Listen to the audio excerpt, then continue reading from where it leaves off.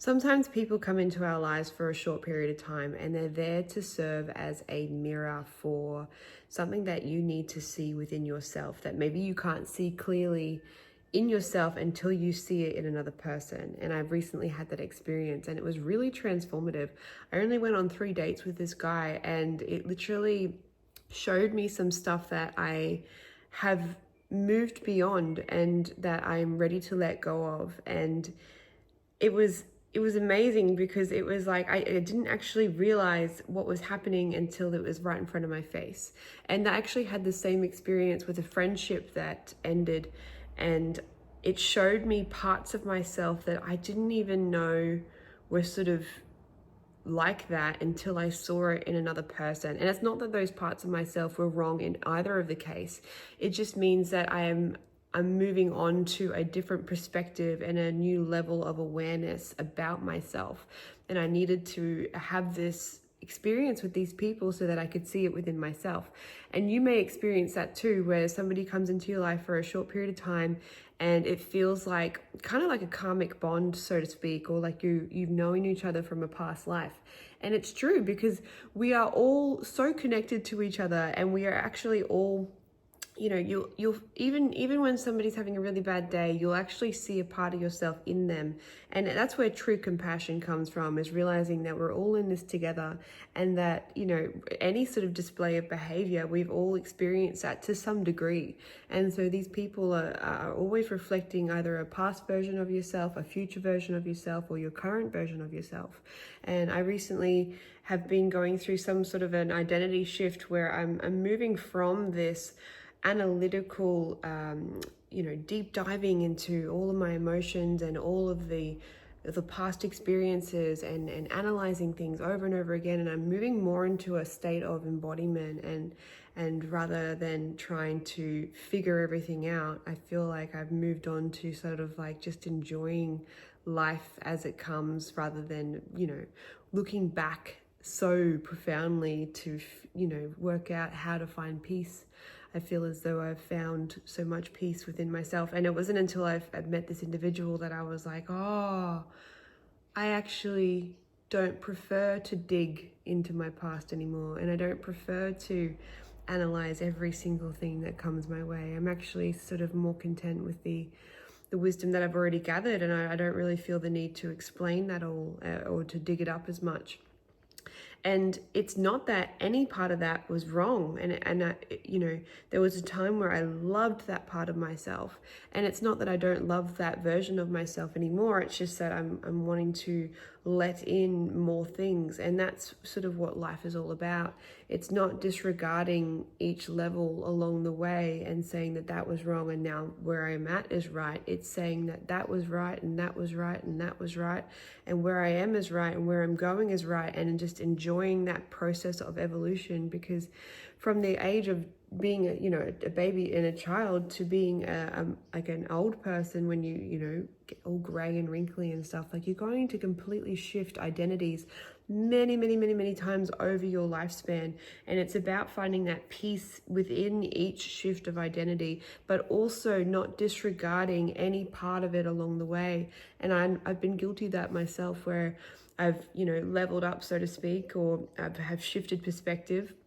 And I look back on when I didn't have the same perspective and I deemed it as wrong.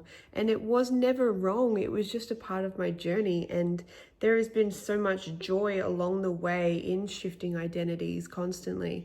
And we're all doing that. We're not the same person that we are today as we were, last week even, or even yesterday. Like, we are constantly shifting perspective and finding new ways of perceiving life and enjoying things. And I just wanted to land this video here for any one of you that actually meets somebody and they're reflecting a lot of parts of you within them. Take a pause and ask yourself, what are they showing me?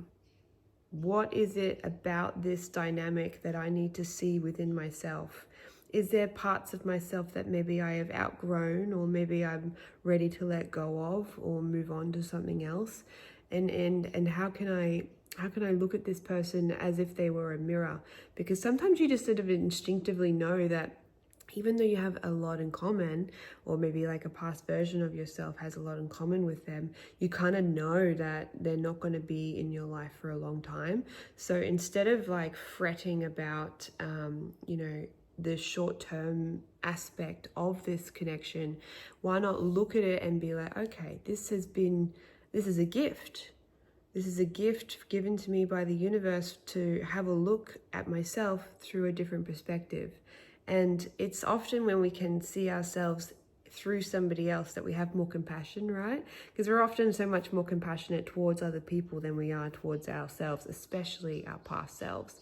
And so I really appreciated this experience, and it has given me such immense clarity, but it's also shown me all these parts of myself that I'm ready to sort of just have them be in the background, but not be in the foreground, not be such a big part of myself. They will always be a part of me.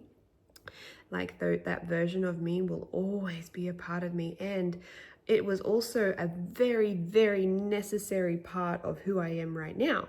And so for me to hate that version of myself, which is a very strong word, I don't hate any part of that because it was quite beautiful, but it's just, for me to, see it as wrong in any kind of way disregards it's like almost knocking down a stepping stone that you took to get to where you are now.